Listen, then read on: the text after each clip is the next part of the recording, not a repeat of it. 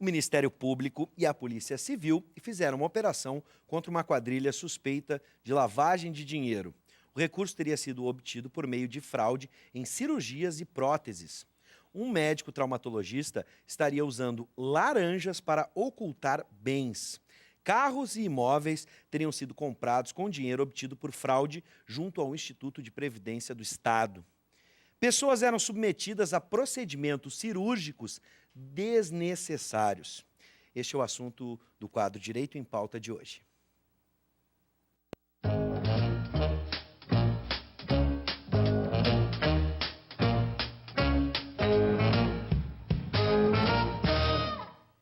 O caso ficou conhecido como a máfia das próteses. O prejuízo ao Estado pode chegar a R$1.700.000. Boa noite, professor Paulo Regis. Boa noite, Vives. Sempre uma alegria estarmos juntos aqui para mais um tema jurídico, um tema crítico. Seja bem-vindo. Afinal, obrigado. A gente não pode brincar com a saúde, sem dúvida, né, professor? Não dá para fazer nenhum tipo de brincadeira, armação. A gente está falando da saúde das pessoas, além da saúde pública, das contas públicas, como a gente viu, 1.700.000 no cofre do Estado. Já que falaste nesse aspecto, é importante dizer para os nossos telespectadores que esses recursos estão sendo retirados do sistema. E quem alimenta o sistema somos nós. Verdade. E outra coisa, se o nosso plano de saúde está mais caro, é porque também nós estamos alimentando esse sistema fraudulento. Verdade. Dinheiro que iria para outras pessoas.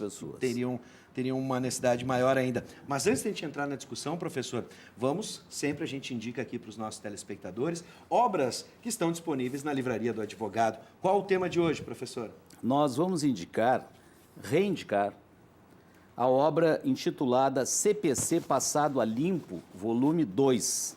É da autoria do professor Arthur Torres, que é pós-doutor, doutor e mestre e também especialista em direito processual. O segundo volume enfrenta os procedimentos especiais, processo de execução e o processo nos tribunais. Trata-se de um comentário ao novo CPC, o qual possibilitará a compreensão sistêmica do fenômeno processual, de forma associada ao exame de questões controvertidas no foro. Professor, vou lhe pedir agora a gentileza de apresentar os nossos convidados de hoje. Tradicionalmente, sempre o professor Jorge Trindade está aqui com a gente, Sim. Mas hoje um convidado especial. Nós hoje contamos, Vives, com o professor André César. O professor André César é mestre em Direito, além de criminalista, especialista. Ele leciona aqui na nossa casa, na universidade, no campus Canoas, ele leciona Direito Penal. E como sempre, como já dissesse, o professor Jorge Trindade, que entre outras disciplinas, Psicologia Jurídica, ele leciona também aqui no campus. Sejam bem-vindos. Sejam todos bem-vindos. Professor André, começo com o senhor. Em que consiste a tal fraude, ou, como chamavam, máfia das próteses? Dá para a gente explicar o caso? Especificamente em relação a esta operação que aconteceu esta semana, o professor Paulo Regis fez o convite e eu agradeci, assim como ao professor Jorge Trindade, e por conta disso estou de público agradecendo o convite, a oportunidade, cumprimentando a todos, inclusive aos nossos telespectadores. Esta operação, na verdade, vem por desdobramento de uma circunstância que surgiu a partir de denúncias que ocorreram no âmbito da saúde, especialmente no ano de 2015. Então, ele vem por decorrência de fatos pretéritos. Claro que fatos novos determinaram providências que tiveram desdobramentos práticos no correr da semana. O que acontece em relação ao fato sobre o qual a mídia tem se debruçado desde então, basicamente consistiria, não é, no encaminhamento de documentos fraudulentos que simulariam a necessidade de cirurgias, procedimentos médicos e outros, e que efetivamente seriam captados recursos públicos para essa finalidade no âmbito administrativo e até judicial. Sim.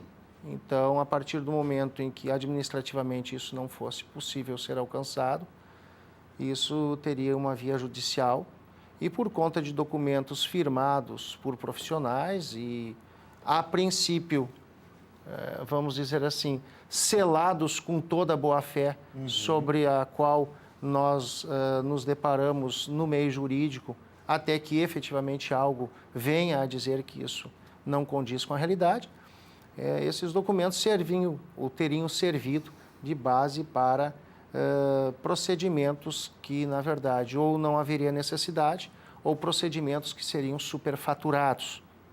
À época, inclusive, a mídia veiculou, houve a captação de áudios, eu não estou entrando no mérito da prova, nem do processo, estamos falando sobre o que a mídia efetivamente veiculou, o que nos é possível falar a respeito, e esses áudios, inclusive, teriam reproduzido o caminho percorrido e, em função deste caminho, as vantagens indevidas por conta da sugestão de determinadas empresas, de determinados fornecedores, de procedimentos que efetivamente teriam uma margem, não só pelo superfaturamento, mas também, a princípio, pelo que as reportagens de época trouxeram a público, também haveria hipótese, porque é um processo que ainda não teve nem sequer a instrução, ou seja, ele está na fase inicial, e também podemos falar e tentar explicar às pessoas o porquê, talvez, desse tempo para que o processo esteja nessa fase,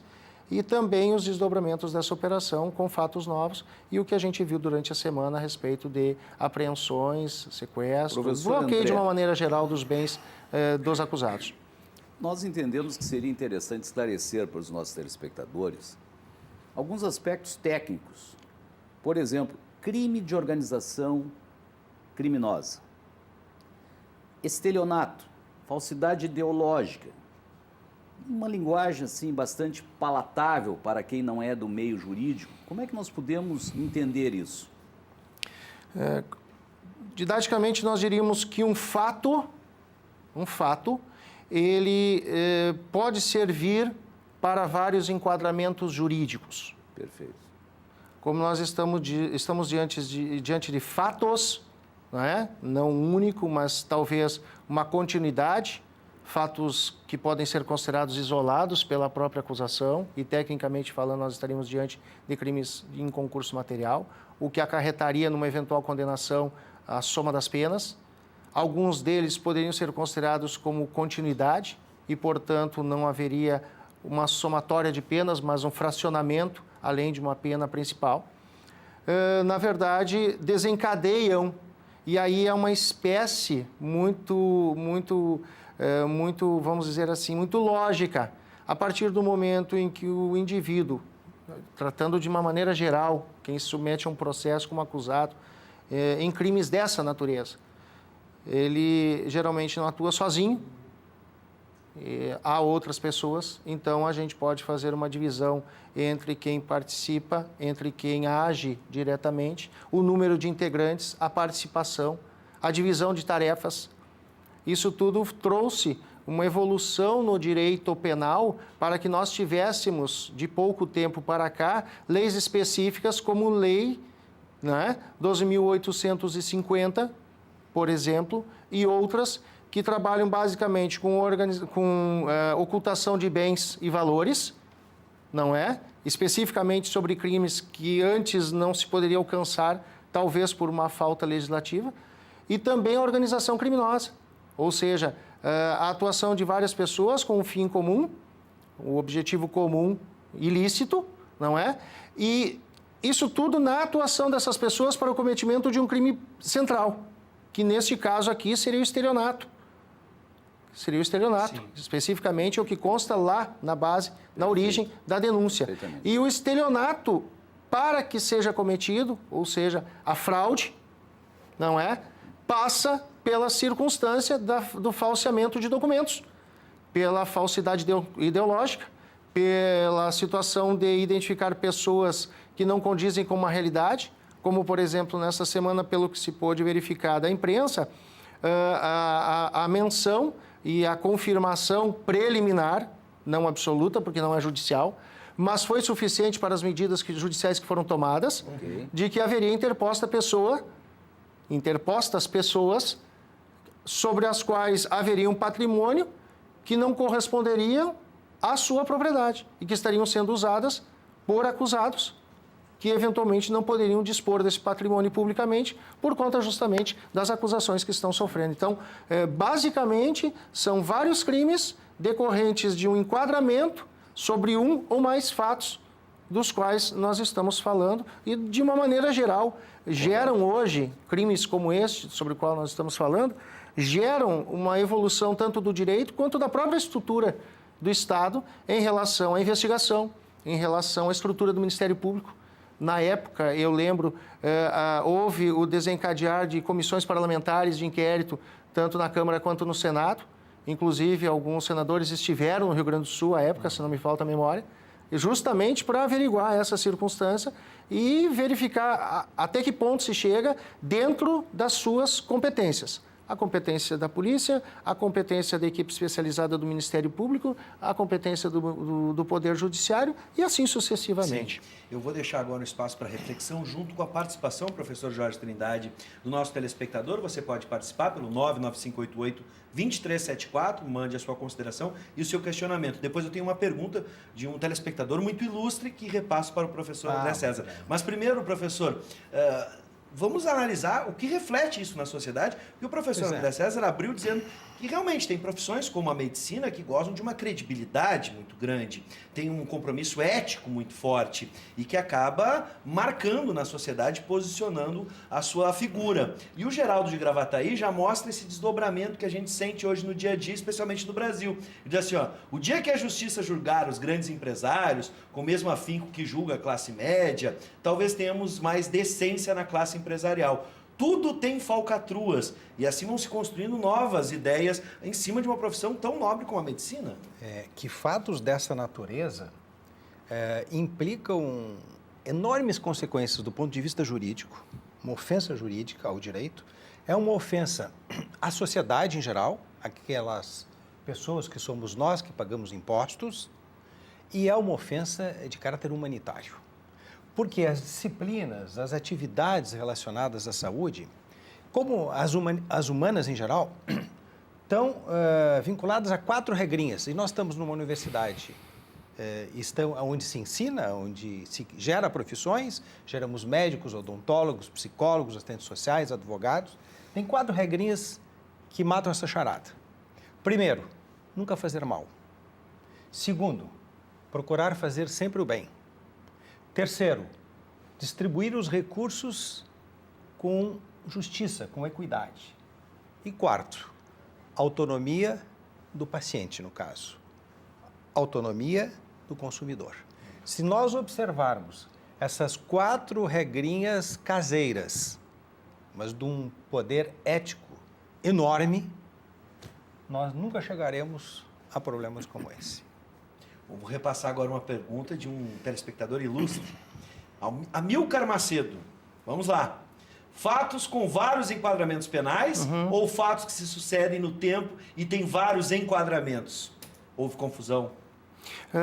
Quando eu me referi a fatos que têm vários enquadramentos penais, eu me reporto aos fatos que foram relatados na denúncia, por exemplo. Ao que indica a denúncia sobre os fatos que aconteceram naquele momento, e aí a questão temporal ela pode ser circunstancial a um mesmo momento, como ela pode realmente, como o telespectador está propondo, a questão em relação a se suceder no tempo, não é? Sim. Então, nós tivemos uma denúncia em relação a fatos descritos numa peça inicial do processo criminal e que pode ter havido ali, realmente, nós não tivemos acesso à denúncia, não temos como saber por quanto tempo isso aconteceu, né? E em que momento aconteceram os fatos distintamente, especificamente sobre esse caso, mas nós temos um conjunto de fatos que podem ter acontecido num mesmo momento, né? Não necessariamente em momentos posteriores, e que a partir deles a gente tem um desenrolar que determina um enquadramento diferente ou mais enquadramentos em relação a essa sucessão do tempo. Para ser bem objetivo, em relação a esses fatos, nós temos vários enquadramentos. Foram os que o professor relatou. não é? E Nós tivemos provavelmente em continuidade. E provavelmente em continuidade. Tanto que nós entramos não, porque nós falamos hipoteticamente. Provavelmente o Ministério Público tem uma visão sobre os enquadramentos e o seu desdobramento, como, por exemplo, se nós tivermos mais de um estelionato, nós podemos ter na visão da acusação que eles foram isolados. Isso acarretaria no final do processo, numa eventual condenação, a somatória das penas. Nós podemos ter por parte da defesa uma alegação de que houve continuidade delitiva e, consequentemente, na técnica jurídica, se houver uma eventual condenação, essa condenação vai determinar uma pena principal e um acréscimo fracionado pelo reconhecimento dessa continuidade. Então, no momento que a gente fala sobre um processo, um fato como dessa natureza, que é complexo, que não temos acesso a detalhes e que tentamos de uma forma muito, vamos dizer assim, superficial, mas objetiva e que reproduz alguma coisa de conteúdo para que as pessoas entendam, a gente fica um pouco limitado em relação a isso. Mas, por exemplo, sobre essa situação especificamente, nós temos notícia de que, a exemplo do que o professor disse sobre os vários crimes, né, que ele mencionou aqui, nós tivemos, no primeiro momento, a denúncia relatando fatos, descrevendo crimes, individualizando condutas. O juiz de primeiro grau, o juiz no primeiro grau, em relação a alguns fatos, não reconheceu, inclusive não recebeu a denúncia em relação a alguns dos acusados. Isso foi remetido ao Tribunal de Justiça, em grau de recurso pelo Ministério Público, e lá o Tribunal de Justiça, a Quarta Câmara Criminal, através dos seus desembargadores, entenderam que aqueles que haviam ficado de fora da denúncia, do recebimento da denúncia pelo juiz no primeiro grau, deveriam ser processados por determinados crimes, inclusive na ementa há a menção de inépcia da denúncia. Tecnicamente falando, seria o quê? Que a acusação, o Ministério Público não teria conseguido descrever, individualizar minuciosamente a atuação de cada um, sem entrar no mérito, falando de forma genérica. Sim. Então, essa questão, ela está relacionada diretamente, talvez, com a demora também, né, de o processo não ter iniciado a sua instrução processual ainda. Vários réus, várias questões incidentais sobre as quais a gente não tem conhecimento, mas isso, tecnicamente falando, determina que, não só num primeiro momento, quando houve a denúncia, se limitou o fato em si e tampouco se limitou o enquadramento penal. Tanto que, a partir das denúncias em 2015, o próprio Ministério Público e a polícia provavelmente tenham continuado a investigação. O ajuizamento da ação penal não impede o prosseguimento de uma investigação sobre aqueles fatos. Esses fatos podem ser trazidos para dentro do processo. Tanto que agora a gente tem fatos novos, em que, pelo que a mídia reproduz, serviu-se o Ministério Público e a investigação de elementos materializados de que realmente houve a utilização de terceiras, de interpostas pessoas, para essa ocultação de bens e capitais isso fica complexo, para os acusados. Porque quando há vários réus, o prazo só inicia depois que o último réu tomar conhecimento pela citação. Professores... E por outro lado, só para terminar, professor Paulo Regis, pois não. Além desse aspecto processual que dificulta, que retarda, a denúncia, né, professor? Me corrija se eu estiver errado. Tem que descrever minuciosamente, fato por fato. Por quê? Porque o réu, o acusado, se defende, não é do artigo, ele se defende do fato. Sim. Se tiver mal descrito, insuficientemente descrito, isso cerceia a possibilidade da ampla defesa. Professores, Vives e o nosso telespectador, nós estamos falando de um assunto que gira em torno de um mercado de próteses que anualmente rende 12 bilhões. Eu disse bilhões. 12 bilhões anualmente. Que espectro?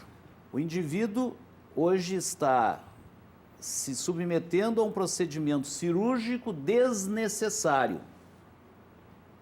O indivíduo está se submetendo a um procedimento cirúrgico onde será aplicado uma técnica para a colocação de uma prótese que não é necessária ou, quando necessária, ela é cobrada do sistema de saúde, muitas vezes duplamente, e quem está pagando essa conta É o sistema? Não, somos nós. Então, nós estamos frente a um problema que não só envolve essa máfia, mas também envolve um problema sério, que está colocando em dúvida, e aí, professor, a questão da saúde e a credibilidade do Poder Judiciário. Porque quando chega um pedido de uma liminar para colocar na frente um paciente que está com uma situação, ele estaria lá no lugar 200, 300, 500, o Poder Judiciário antecipa a prática cirúrgica para essa pessoa mediante a criticidade. Só que as provas que são colocadas nos autos, muitas vezes são fabricadas. Isso sem falar do certame licitatório, que é uma fraude. Para burlar a licitação, se utiliza no edital técnicas, tais como o orifício, onde entra o parafuso, deveria ser 12, 14, 16. Por exemplo, o diâmetro. No edital sai 11, 13, 15. Evidentemente que aquela empresa que oferece aquilo que é diferente, é ela que vai ser a empresa vencedora. Só que há um conluio entre essas empresas. Então, nós estamos falando de um assunto muito, muito sério. Sem dúvida. Com saúde não se brinca. Só para a gente poder entender, né, o professor já adiantou, é dinheiro, o esquema que supostamente desviava do SUS e também encarecia planos privados. Para a gente poder entender, bem objetivo, professor, como é que o direito penal pode enfrentar essas situações, que bem disse o professor, envolve não só os pacientes, mas a gente está falando, por exemplo, do Sistema Único de Saúde, que vai refletir também na gente, ou planos privados, que boa parte das pessoas hoje, uma grande parcela, acaba recorrendo no Brasil, às vezes, pelo plano de saúde, não atender às suas expectativas. E por isso que ele é mais caro, cada vez ele é mais caro. Exatamente. Professor. Eu acredito que há duas faces aí em relação à tua pergunta. A primeira diz respeito à prevenção, né, que se estabelece através não só do direito penal como lei, como abstrata a lei, mas pelas providências e a conduta que é tomada em relação a casos como esse, e casos como esse que atingem o poder público de forma mais direta, como o professor mencionou, em relação à fraude à licitação. E aí a gente verifica que em relação à lei penal, nós tivemos vamos dizer assim, um avanço em relação a leis especiais, especialmente a partir de 2009, 2010, não é? Leis especiais que determinaram a possibilidade da infiltração de policiais, vamos dizer assim, melhor definiram a atuação policial no que diz respeito às anteriores alegadas ilegalidades ou nulidades processuais. A própria situação que você verifica, por exemplo, como neste caso, a imprensa, inclusive, a mídia, de uma maneira geral, modificou, eu costumo dizer isso, modificou a forma através da qual trouxe isso à tona para as pessoas.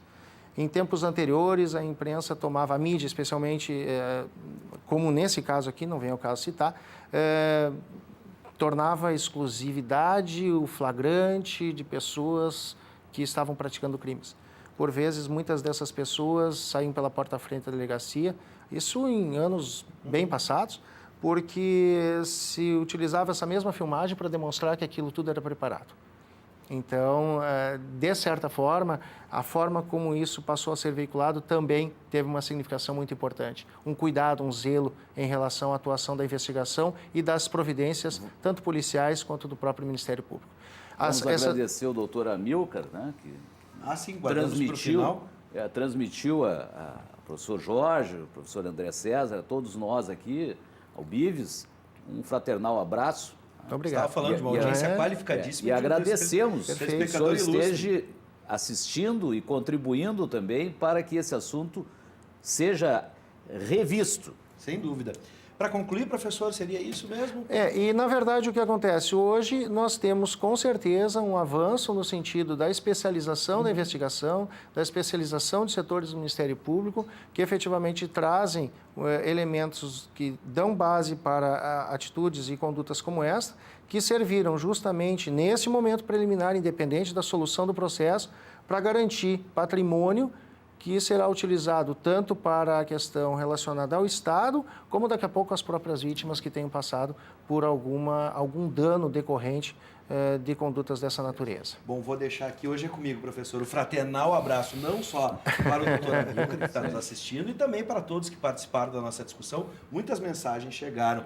E deixo aqui também o meu fraternal abraço para o professor Paulo Regis, professor Jorge Trindade e professor André César. Muito obrigado. Sejam sempre bem-vindos para a gente obrigado, falar Luiz. sobre direito e coisas que tocam a nossa vida Muito diariamente. obrigado. E obrigado aos professores, mais uma vez, por estarem aqui nos ajudando e elucidando os nossos telespectadores. Sem dúvida. Até o nosso próximo encontro no Direito em Pauta. Até lá. Sejam todos sempre bem-vindos.